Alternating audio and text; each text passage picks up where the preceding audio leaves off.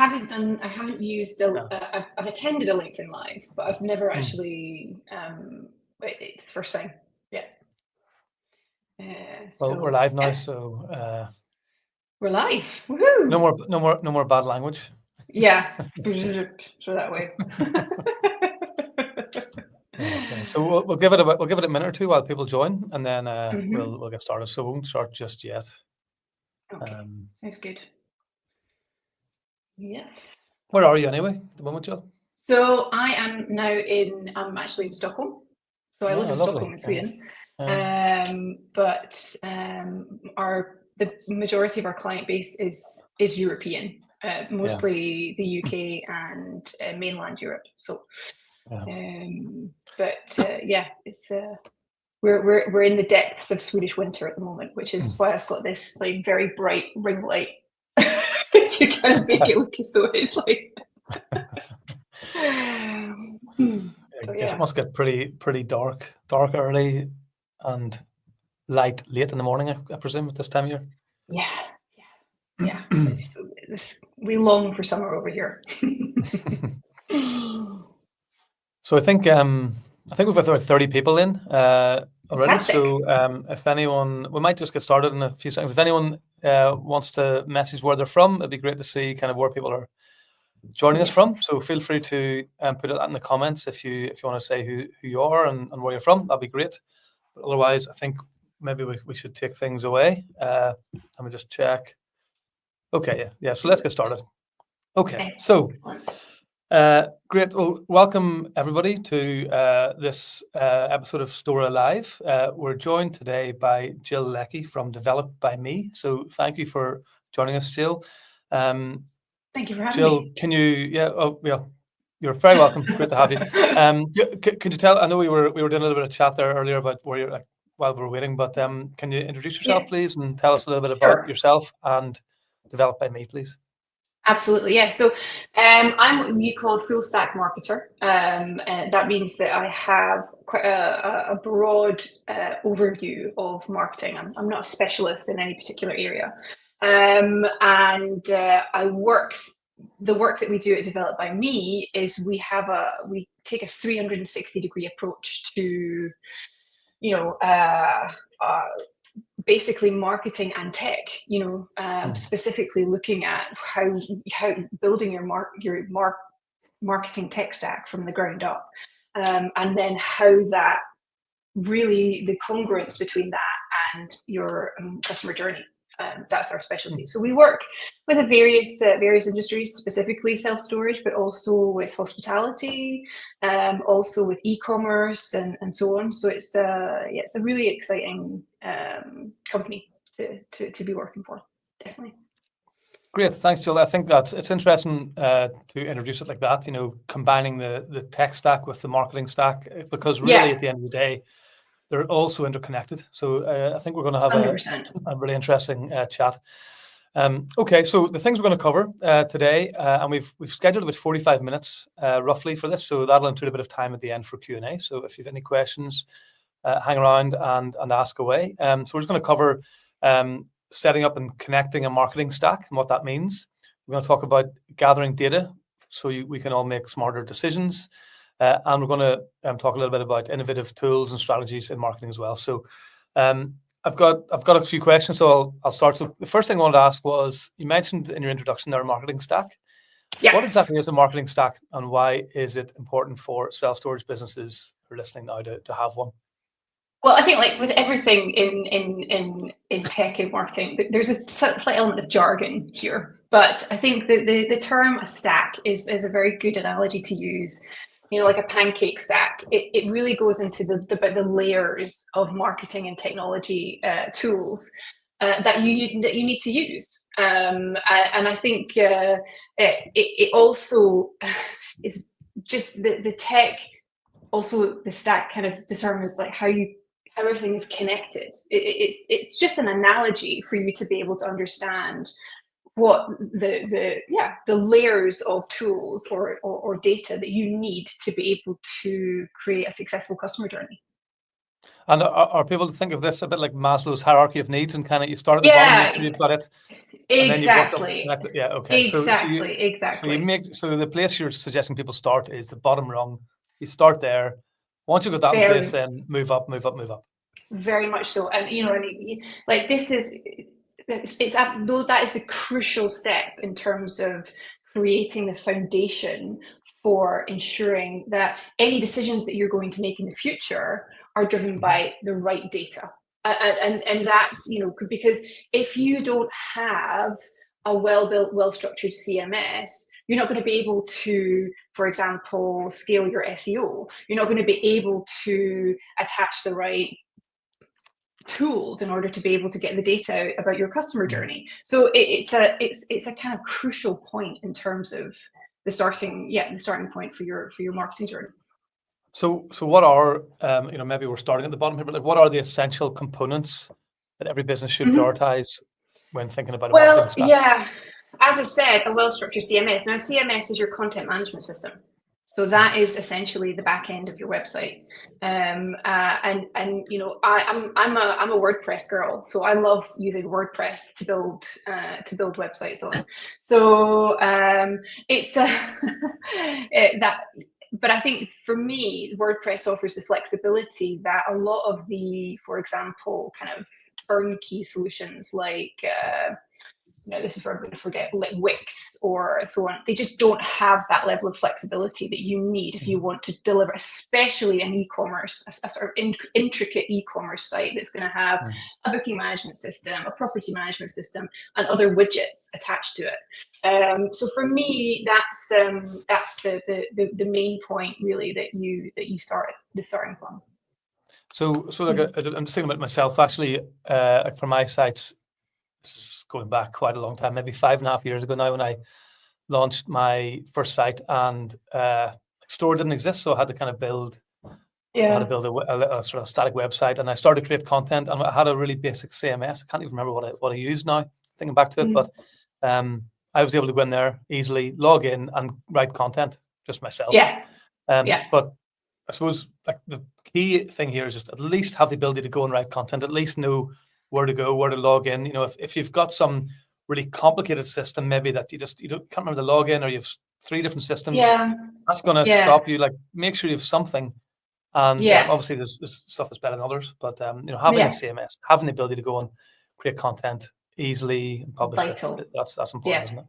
Yeah, and I think a lot of people there's a lot of talk in the industry at the moment that SEO is dead. It is by far not dead.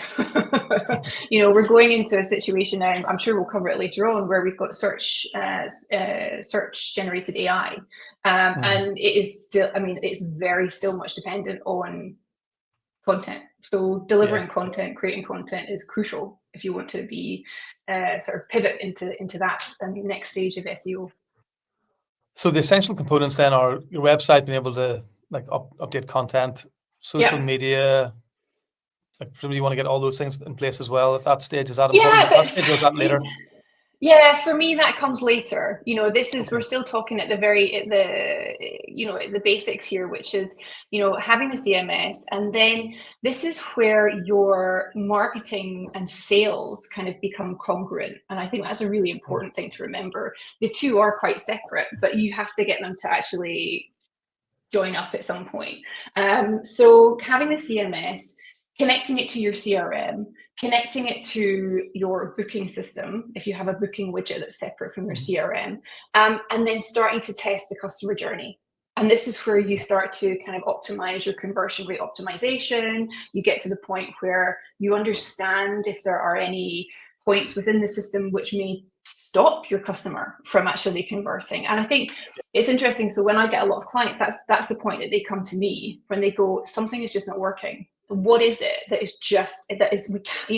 we get loads of traffic, we get loads of visitors to the website, and then nothing happens.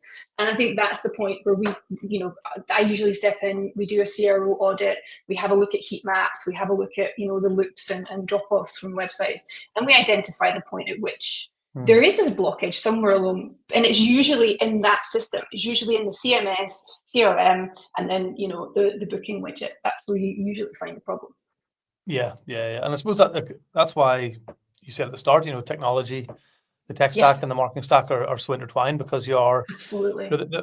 if maybe this is too simplistic, but if your marketing is getting people to the site, and then it's kind of then sales takes over, and that sort of handover and different systems being involved, it can go wrong, can't it? Yeah. If you're not Yeah, careful. exactly. And I think, we're I was talking to somebody yesterday, and they used the term cottage industry, and we're in that position at the moment where we are. There isn't one system. There isn't one system that deals with all of the things that the self-storage industry needs to deal with. Yet it's coming. It's almost there, but we're still in the position where we are using, one thing for one thing and another thing for thing, and it's all kind of getting because tech is changing, and we have to try and keep up with tech, and it depends on what kind of system you're using. Do you need to add a plugin or a widget or something, or another lead generation form to achieve that next step in technology? Yeah. Cool. So once you've got these basics in place, how can businesses monitor and improve on their efforts to make sure the marketing stack evolves as they grow? So it's one thing opening up and first 10 bookings, but when you're on 2 years down the line, like, things are different. How do businesses kind of keep up with that, and what do they need to do to make So sure I think this is where testing becomes really crucial. And also I think this is where having in place a reporting structure also helps. So something where you're kind of looking at your data regularly, and reporting on that data, and then actioning that data. But to get to that point first, you have to make sure that you've got the dashboards in place in order to be able to analyze the data, and also understand your audience, understand where your customers are coming from, understanding what your audiences react to. You only find that out by looking at patterns and deciphering patterns in the data that you get. And I can understand that is that's not a whole answer to the question that you that you asked me there, but it is back.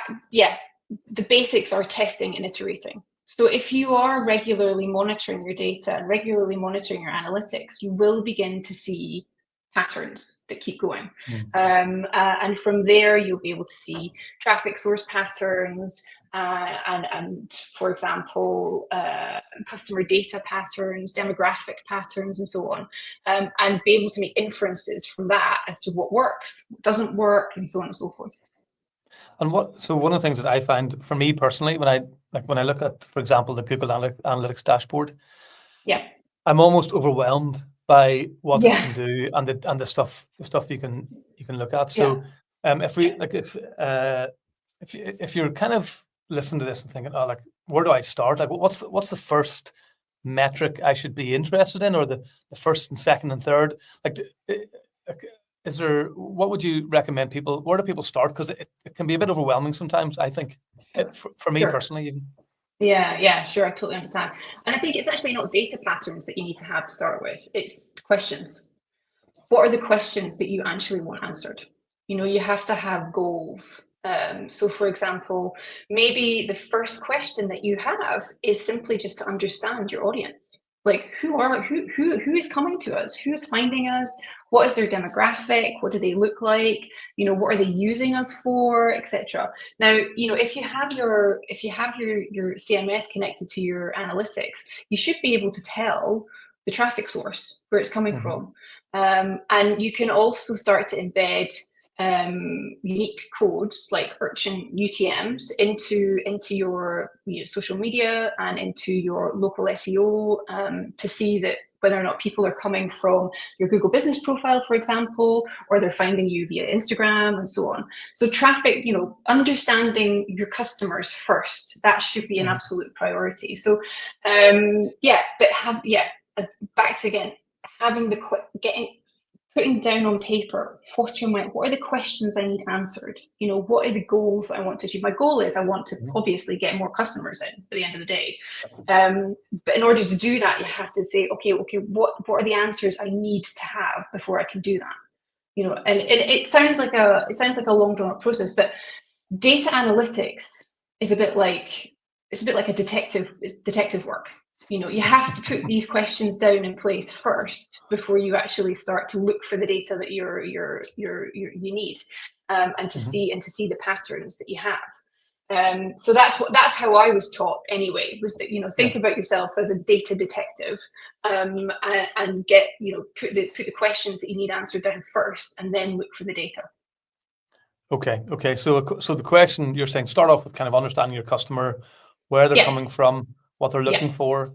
Well, and I suppose that is totally the right place to start, because that impacts everything. Then, like if your conversion rate's low, is it because you can maybe trace it? All those problems could maybe be traced back to kind of it's a different type 100%. of person than I thought, or whatever. So assuming you've got assuming you've got your head around that, when I think about it relatively simplistically, probably. So tell me what I've got wrong here. If I have, is I'd be thinking, if I've got a website, if I get 1,000 visitors, for every 1,000 visitors I get, how many of them become a paying customer?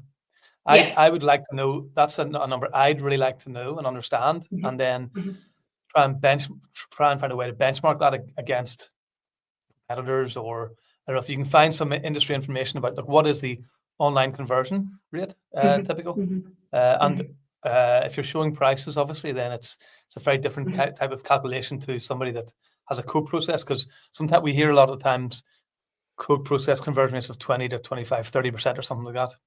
But that's not the 1,000 visitors on your website. You might end up with, I'm making these numbers up, but you might end up with 100 quote requests, and then you're converting 30% of the 100. So you've got 30. So maybe if it's that simple, it's 3% of your 1,000 website visitors. I'm always that's something I would start with, just to kind of see is the conversion rate 0.1 or is it 3? Would that be a good place to start once you've understood the audience? Absolutely, because that's the next step in the sort of the data chain that you want to look at.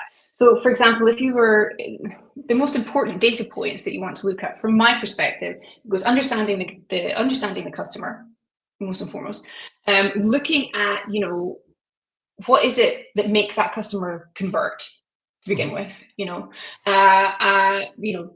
able to predict a conversion. I mean, that's the golden goose, isn't it? At the end of the day, being able to do that. But you have to, starting from understanding the customer, looking at the traffic on your data, your website, and then also in your booking management system to see how that all correlates, and the differentials within those correlations, and then looking at the traffic sources of where those particular customers came from. But this is where it gets tricky, and this is where I'm going to put a little asterisk and say this is where it gets tricky, because we do have technology to be able to do that full customer journey, which is from somebody clicking, say for example, on a Google ad, they land on the page, they enter a lead generation form, they send it off, and eventually down the line it converts. Currently, at the moment, an awful lot of lead generation forms that people are using don't automatically send that enhanced conversion back to Google Ads. So we're losing a huge amount of information in terms of that, because people are having to manually upload information to Google Ads and then get that cycle. So there are gaps currently in the systems that people are using, and that's what's difficult to. That's the difficult part of the data journey, is trying to actually capture that section there. I mean, we can do it with purchase conversions. As you're saying, if someone books online, and they go through the booking process, they enter a card, you can capture that easily, because all the data is held within that particular data sandbox, as it were. We can call it that. But if you start to move into other, if you start to use other integrations, or if it goes offline, that's when the manual work has to come in and the automation starts to kind of go off track. So yeah, it's there are elements of the customer journey which are difficult to track, but the majority of like getting up to that point where you get to the lead generation form and someone hits, I want to see prices, or I want to, I'm interested in this particular size, you can track that. Yeah. It's just that second part of the customer journey that we need to work on as well. Yeah. Okay, interesting. And so hot topics are obviously AI and automation. Like, do you think is there anything that AI and automation can be used for today in marketing to help move it on? Or, yeah. And what about in a year or two? Is there any thoughts on what they might be doing? What people need to think about for the future? Yeah, I mean, it's like AI and innovation is just, I mean, it's off the scale, really, to be honest, right now. But I mean, I think about it like this. There's two different kinds of AI. There's generative AI, and then there's automations that you can do. And I think, we're still kind of trying to decipher as well, what is actually AI and what is just an if function. Because a lot of the time, stuff that is sitting on websites is just if functions, whether it's a chatbot or if it's a whatever. So, AI is especially kind of automated AI, when you're interacting from a customer perspective, it's about understanding natural language. That's what we're getting at. But with marketing, in the sort of context of marketing, generative AI, I think, is a really useful tool especially for businesses with kind of limited resources, people that might not necessarily have marketing people on site, or are doing 2 or 3 different marketing jobs at the same time. Content and copy AI, generative AI, so ChatGPT, Gemini, Discord, Midjourney, that kind of thing. Great for generating artwork and copy. And then, of course, there's SEO strategy as well. There's a lot of fantastic AI tools out there that can help people with SEO. I use SEMrush. That's one of my favorite tools, but you can also use Keyword Keg or Keyword Tool, which is another couple of tools that help you with keyword research. So if you're looking for gaps within, between you and other competitors for keywords to increase your SEO, then you can use a tool like that will help you kind of decipher those gaps. But I think for me, AI automation is where we're going to see a huge difference for the storage market. I think I'm really excited at the moment about sentiment scoring and lead scoring. So these are tools that basically people can embed in their customer journey. So, for example, in their sales customer journey, I know that HubSpot and Salesforce do lead scoring, so they can look at the likelihood, for example, of how that lead is going to actually convert in the future. Or there's the sentiment scoring is if there's a conversation on the telephone or by email, the AI can detect sentiment within the natural language that the customer is using in order to determine whether or not that customer is likely to convert and so on, or what the sentiment is like in terms of customer feedback and so on. So there's some really exciting things. Wow. Okay. Interesting. Okay. It's a lot. There's a lot. I could go on for hours. Yeah, I know, and it isn't. I could listen to it for hours because it's a fascinating area. So if you're a self-storage business, I suppose what we've said so far is, you need to think about foundational tools like a website, analytics, your CRM, and then think about how do you scale your marketing by using some of these advanced tools. And like you've just said, there's tons of stuff to look into. AI is really such an interesting area that we spend a lot of time using it for our business in all sorts of random ways. I don't think we're using it for marketing so much yet, and maybe I'm wrong, but certainly just day to day we're using it all the time. So it's the speed of innovation is insane. And there's some really sorry to interrupt, but there are some really interesting specific AI tools that are coming out for self-storage, and it's not necessarily marketing orientated, but they are in terms of prospecting. So prospecting either customers or prospecting actual sites, and I think that's a really interesting area to keep an eye on, how that's going to help people scale at the end of the day. Yeah. Okay, so if you're listening to this, like I think it's one thing if you've got kind of 10 sites and a big marketing budget, but if you're one or two or three people, so you're a smaller team, some of this stuff might feel a bit overwhelming. Like I know I often feel that way listening to some of these sort of things. Like what are some simple tools or methods that if you are a smaller team, you can use to gather and analyze data effectively? Well, I think at the end of the day, that I'm going to repeat what I said before, which was you have to have the questions that you want answered first. That's the first place to start. Don't get overwhelmed by the industry thought leaders banging on about where you need to be here or there, but just focus on the questions that you want answered first, which could be about like as you asked yourself, where are people coming from, and how many of those people actually convert. So I'm an old-fashioned, when it comes to data, I'm an old-fashioned person. I like Google Analytics, and I know that it's overwhelming, and I understand that it can be really kind of in your face, but giving yourself the space and the time to understand how it works, what all of the jargon means and says, it's hugely valuable in the long run, because you will by yourself, you will be able to start to understand that without having to use or expend even more money on a fancy dashboard tool that's going to just give you the same results, but it's quicker for you to do it. That's at the end of the day, I'm thinking about kind of keeping costs down, and also but also upskilling as a small team. But yeah, again, have the questions in front of you that you want answered, and then start looking at the basics. And the basics for me are traffic analysis. So looking at where your traffic is coming from, absolutely. Looking at your customer demographics, again, who are they? Where are they coming from?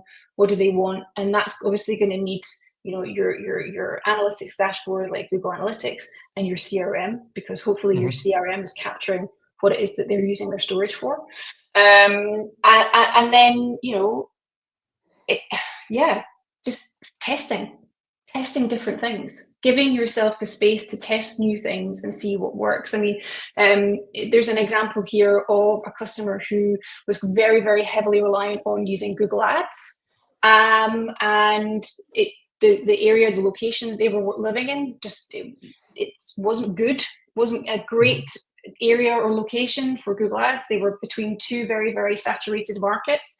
And they tested using Facebook ads, Instagram ads, and it was a huge success. So it's one of those things where you have to allow yourself space to test things, and that's the only way that you find out what works for your specific site, business, customer base, that kind of thing. I mean, I wish I had a more comprehensive answer than that, but it's just testing. And I suppose it depends is also part of the answer. Like, it depends on the context. So what you've said there, classic marketer question. It depends. The classic marketer answer. But that's an interesting example there. So just to understand that, so this was a client between two, let's say, cities or towns that were well served for self-storage, competitive in Google Ads. And they found adverts on Facebook and Instagram. So one platform, I suppose, it's one ads platform, I believe. That they found that they were, correct me if I'm wrong, but they found that they were converting. That they actually had success with that. I haven't heard too much of that, so that's really interesting. And you're right. I mean, what you find often is that Facebook and Instagram, they are a brand awareness tool. So, for example, it's about reaching new people, reaching new audiences. It's not often that you actually see conversions coming directly from those sites. This is a client in Sweden, by the way. It's not in the UK.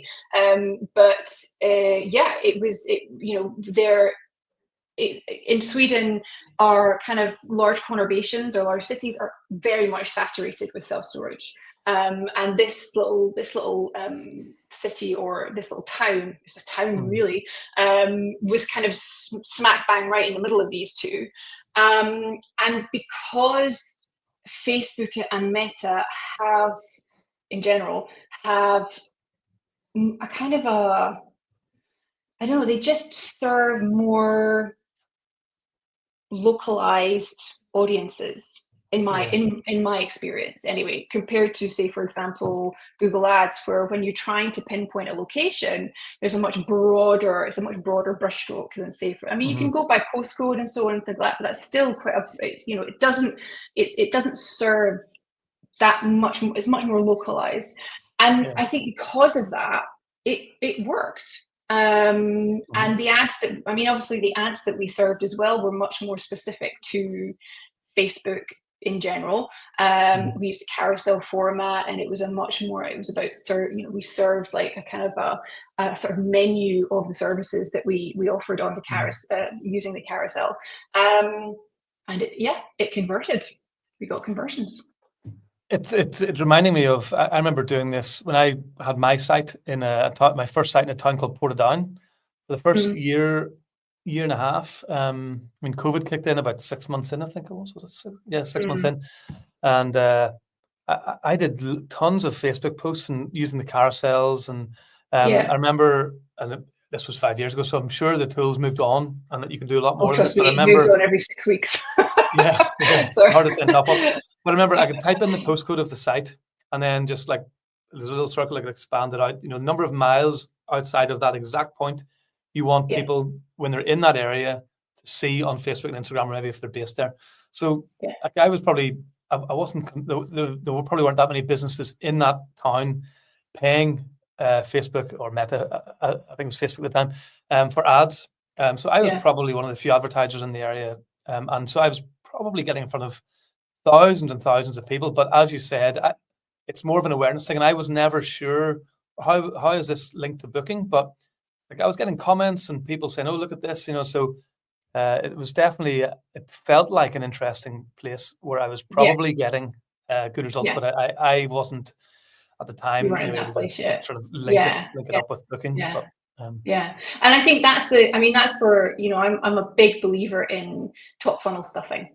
That's for me, that's the where we need to be going. It's about reaching new people, making them understand what the opportunity self-storage can present to them, and Meta provides a fantastic platform to be able to do that, both organically and paid. Actually, tons of my stuff was probably, it was just posts, just organic posts. And actually, probably is even, maybe it was more useful in that town because that was the first indoor self-storage business in the area. So maybe it was just about awareness, and I was able to get in front of lots of people and drive awareness. And of course, when you have that mindset, when you sort of go, okay, this ad's going to be about brand awareness, it changes completely the tone and messaging and of the ad. So that's why it's so, when you start thinking about when you start thinking about advertising, you have to think about, well, what's the point of this ad? Is it a brand awareness ad, or do I want to get bookings immediately? So, and it's very easy to fall into that trap of going, oh no, I have to get bookings. I have to. That's the only thing that's interesting. Actually, in order for us to reach new people, we need to do the brand awareness. The brand awareness is just as important as it is as the conversions. But anyway, it's maybe another sort of life. That's what, I think that we did drone flights of my facility one time. So kind of like outside and fly in and around the inside of it with a friend of mine who does a lot of drone work for BBC. And that was about awareness. It was kind of like, look at what this is. Look what's inside the building, because lots of people don't see it. So I get that. Okay. So I want to leave a little bit of time for Q&A at the end. So we're just going to ask one question, then we'll move on to that. And what are some of the most exciting tools or trends you see in self-storage marketing at the moment? So I'm just going to use this opportunity to blow our little trumpet here. We've just built an AI FAQ format and this is specifically linked to how can AI help us with customer engagement. So for example, the FAQ that we've just built instead of it's not just a sort of focused on keyword search. It's actually about understanding a kind of natural language. So if somebody came onto your website and typed in, I've got loads, I don't know how much stuff I've got, can you advise me? There's no keywords in there for you to for the search to be able to generate anything. So the AI will sort of go, okay, well, I can understand that you're looking for some help to know how to count how much stuff you need, or how much, what a space calculator is, and it will offer up these kind of things. So that's a really exciting thing that we've just built for a client in Belfast. But there's all sorts of other things, immediate small things that you can do, which as I said, I really like the lead scoring.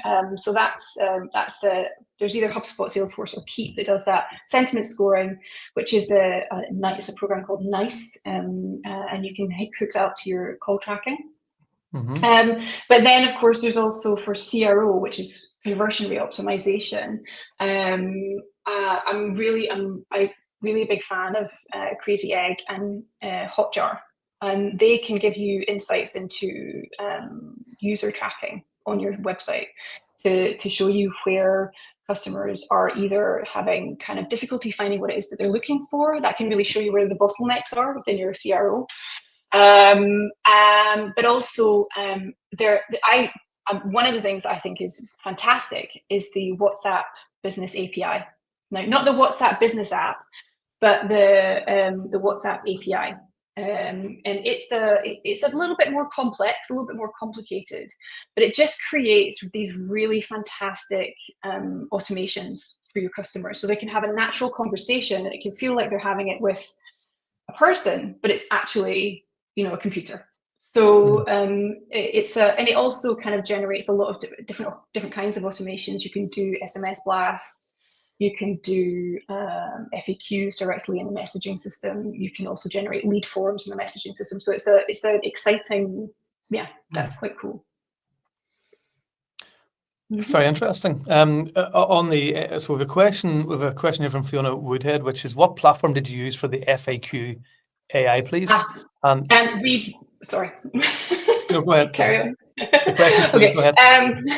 Yeah, we built that. We've actually my developed by me. The agency. So my agency, we actually built that from scratch, using just using an algorithm and a AI algorithm.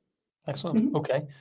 Interestingly, we also have a huge, for our Stora customers, we have a huge help, like articles, like hundreds of articles about Stora, like basically help articles, and we have a live chat. So a lot of our customers will ask questions in the live chat. We recently, just before Christmas, turned on a thing called Fin, which is which is from Intercom, which allows that chat functionality. Although we have people on it, a lot of the stuff can actually be picked up now by Fin. So if you ask a question, it will attempt to answer using using our docs and have a conversation.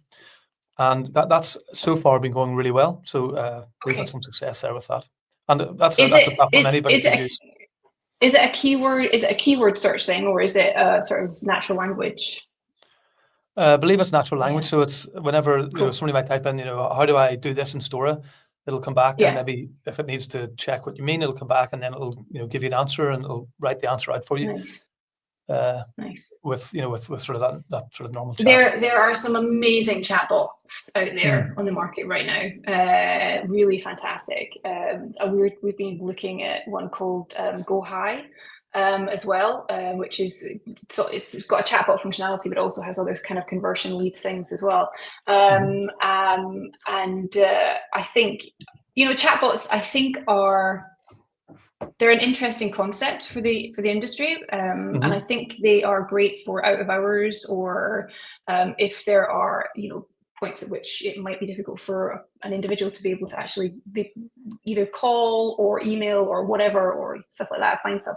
But I think there's a real balance between using something like that, sort of chatbot, and also having that personal touch, which I know a lot of people are still really keen on maintaining as well. Okay. So it's good. It's a sort of kind of balancing act. Okay, I have a question just because we've chatted about quite a few different things. And I'm just interested, like, what would you prioritize if you're a self-storage operator? Would you prioritize like, tracking the data? So we talked about looking at Google. Would you prioritize kind of some sort of automation stuff, or would you prioritize, the website and CRM? Like, where would you start?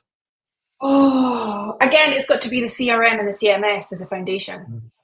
Because having those systems in place to start with will be fundamental in how you're able to pivot forward.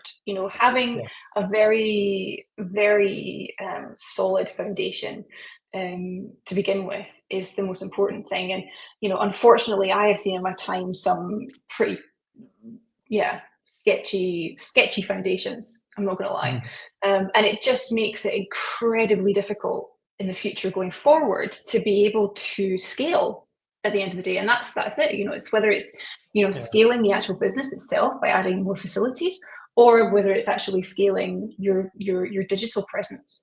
And I think for me that is the priority, is the basic foundations of your marketing stack, which is your CMS and your CRM and booking system. Yeah, I think exactly the same way as you described. I think it's like when you're starting in self-storage, from looking at your software platform, which is obviously that we focus on. Your choice of software platform has a similar impact. Like the software platform you choose at the start, like everything has limitations. You're always going to have of course. Nothing's ever perfect. So really understanding like what are the limitations of the system? Is it going to help me scale the business? Is it going to help me grow? And sometimes, if you're looking for software, you might be, there's that one's a little bit cheaper than the other one, go for the cheaper one, or whatever it might be. You think about it in price, but ultimately it's such an important decision because it's the foundation of your business. Getting the website right, getting the conversions right, getting the ability to just sell online or whatever way you want to run the business, you've got to make sure your software is enabling that. The same with your marketing stack. And I suppose what you're saying there is start with the software, the tech, get the right tech in place. And it's that kicks off the ability to even implement or execute on the marketing. Or even get data. I mean, at the end of the day, that's the thing, isn't it? Because you're looking to get the data to be able to make the decisions that you need to make for future scalability. So it's like having so once you've got these foundations in place, and then you've connected everything to the data, to your Google Tag Manager, to your analytics, to whatever kind of marketing dashboard that you might have decided that you want to use. That is the kind of crucial step in order for you to actually get the data, understand it, and make the decisions that you want to be able to scale with. We have another question here from Walid. What's the best way to get started with AI or automation if you've never used these tools before? Ooh, that's a good one. To be honest, Walid, I would say spend an hour talking with ChatGPT. That's the best way to get started. I mean, sit down, have a chat with ChatGPT. You will learn so much about how it works, the prompts it needs, how it extracts data, and just the breadth and depth of its capabilities. Really, I think that's, for me, where to start, and then also start using some generative AI, other generative AI like digital imaging. Get to use that.